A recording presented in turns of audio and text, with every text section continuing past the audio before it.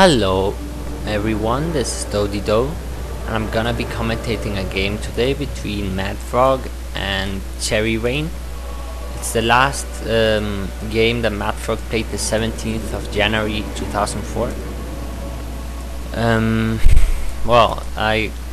Earlier this morning I commentated another game between madfrog and T7 Sol Yaka, 10-minute game. It was really short, nice game, and with that one T7 got disqualified. Now it's madfrog versus Cherry-ReiGn.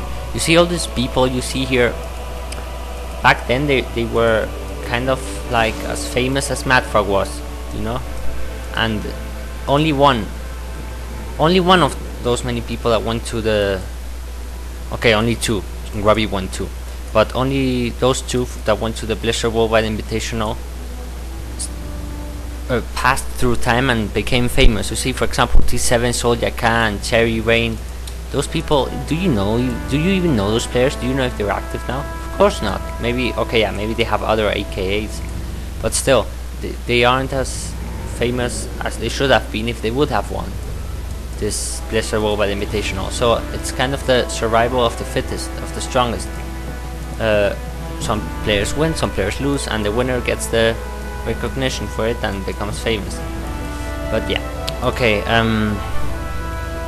madfrog versus Cherry-ReiGn, both undead, so undead mirror. Madfrog going DK. You know, back then it was typical, kind of typical, to go DK or Fiends, but Lich, Gauss wasn't that used, although now also DK Fiends is used a lot, although I don't use it. I do on Battle.net, I never, if I play versus an undead, I never mass Fiends. I've never done it. And one of the reasons is because madfrog never did it, and I've seen his games and what he does versus mass Fiends, and that it's against my will to mass Fiends when I've seen madfrog beat mass Fiends. I mean, I just can't do it.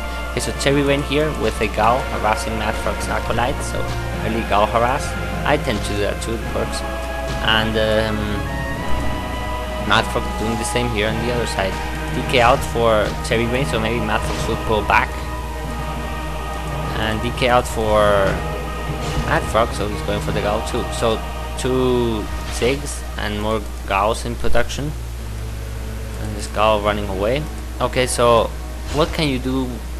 By the way, I didn't mention it's Knollwood. It's complete opposite sides of the map.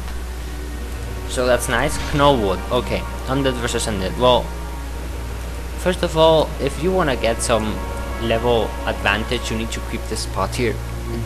It typically has a really nice drop, the red drake here. So you might want to go gargoyles or fiends. I personally, as I said, I never go fiends, but I sometimes go lich gargoyles, which is not the case in this game, so I won't go into it. Yeah, I'll talk to that when madfrog does a strat. So now, okay, so both players have a boots of speed, and I think they are, madfrog typically tries to steal the Fountain of Health in the middle. He tries to creep jack with his DK coil to coil the units and take them. And madfrog hasn't seen those Gals. I had the fog of war turned off, sorry guys, but I know it because I watched this before. He hasn't seen the Gals, so he's searching. He wants to creep jack, he wants to steal a creep, and so is Cherry-ReiGn. Well, not anymore. Now he's going to creep this spot here, and madfrog still searching for the creeps. And he might be able to come here, but I think too late. Yeah, he's gonna come too late. And so 6 Gals for Cherry-ReiGn, and he upgraded his 2 towers here. So 2 towers upgraded, and 2 spirit towers, because he's probably expecting a Gal harass. And madfrog has 30-foot Gals, so he's gonna go to harass here, building a graveyard and a third crypt. And Cherry-ReiGn searching for madfrog's Gals, which are here creeping, dropping a wand of illusion. I believe nowadays these green creep camps don't drop anymore wands of illusion. I've never seen one. And now he's gonna creep this I believe he's gonna creep this orange spot here with the illusion. That's nicely done, because now you pull the illusion in front of the creep, so the creeps attack it, and then you can just attack the other units while the creeps concentrate on the illusion. That's pretty nicely done by madfrog here. And this guy's really low. I know, but no one's attacking it. Okay, level 2 for DK. And this illusion it isn't gonna die. He's gonna pull it off to make the enemy follow it.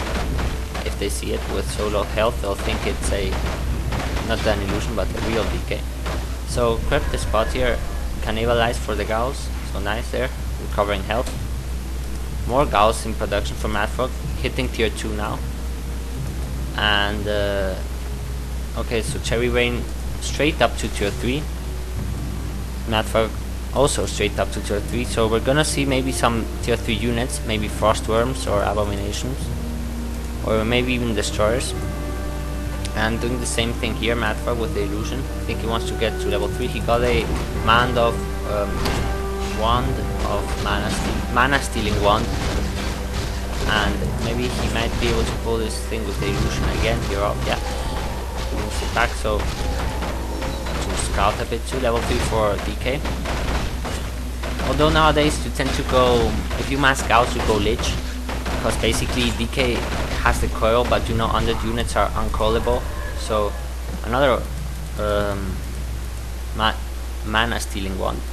Okay, so Cherry-ReiGn here going to attack madfrog. Madfrog has a Dreadlord and is going for the Dreadlord. Nearly got surrounded, but he pulls back, and madfrog TPs, with which Cherry-ReiGn, oh no, Cherry-ReiGn is going for the acolytes. So he sleeps the DK. He should coil the acolyte. Yeah, one acolyte died. Cherry-ReiGn uses staff. So madfrog, so his the thing is that his Gauss have to run back. Maybe this Gauss gonna fall, gonna die. Yeah, one Gauss died. This one's asleep. So I think he wants to get us around on that one. So that was really close. The Dreadlord nearly got surrounded. And yeah, that's a poor surround. That Gauss gonna get away. That was poor surround there. He maybe should sleep it again. Get it. But no, the DK is coming here too. Yeah, he's gonna coil it. So madfrog level 3 with 2 mana stealing wand. And level 2 for and Dreadlord 2 for Cherry-ReiGn. I would expect to see either, if you go Gauss versus Undead, you tend to go Lich because of the Frost Nova, and the Dark Ritual. You have infinite Frost Novas, because at least one of your Gauss gonna die, and you're gonna have skeletons, and you can sacrifice them for mana. So Frost Nova for the Fiends or versus Gauss works excellent, or even versus Mask Arcs works good. Yeah, he's going Lich now. But Dreadlord, yeah, okay, maybe we're thinking of the aura, but still, no, I would have gone Lich, but okay. Certainly I would have gone Lich first, but yeah, this strat that you're seeing here, Mass Gauss versus Undead, is a strat I used till I was level 20 in Battle.net, and it worked just fine. It kind of like never failed.